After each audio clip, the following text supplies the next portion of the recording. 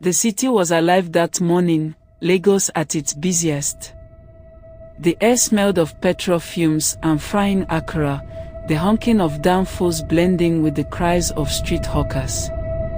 Hammertown's dusty breath coated the sky in a dull haze, turning everything pale and dry. It was February 2024. The day my world ended. That was the day Adana disappeared.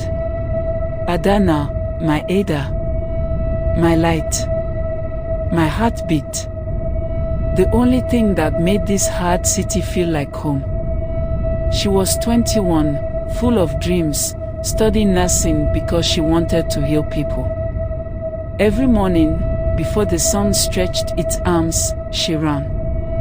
It was her ritual, her way of clearing her mind before the day began. That morning, she tied her sneakers, kissed my forehead, and said, "Mama, I'll be back soon." But she never came back. I waited. I called. The network was bad. Just like always. This number is not reachable. I told myself it was fine. Maybe she stopped to buy fruit, maybe she got caught up talking to a friend. But hours passed. My hands shook as I dialed again and again. The street outside bled through my tears, then came the call. A vendor from the junction near the old railway line. He had seen something. He had seen her. We ran. My neighbors, the boys from the compound, even strangers joined in. We searched the alleys, the abandoned buildings, the places where danger hides in the city's shadows. And then we found her. She was behind a locked kiosk near the bus park. The wooden door hung open, swinging in the dusty wind.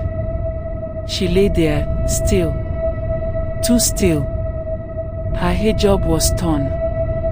Her hands were cold. A single tear dried on her cheek. She was gone. They said they found a piece of cloth, a man's scent all over it.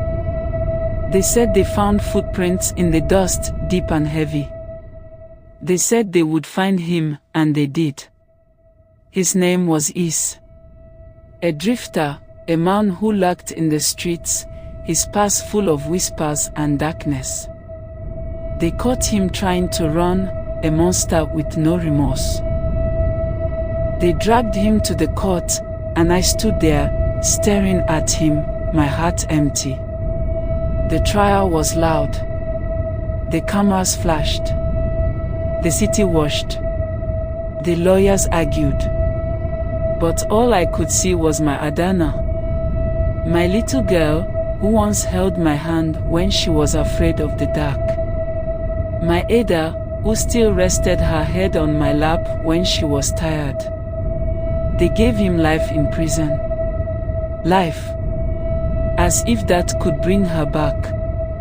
As if that could erase the pain. Now, the politicians use her name. They argue about security, about justice, about change. But to me, she is not a headline. She is not a symbol. She was my daughter. My joy. And now, all I have left are fading memories. Her laughter, her scent, the warmth of her hand in mine. And the Hammertown wind, whispering her name. Adana. My Ada. Gone too soon.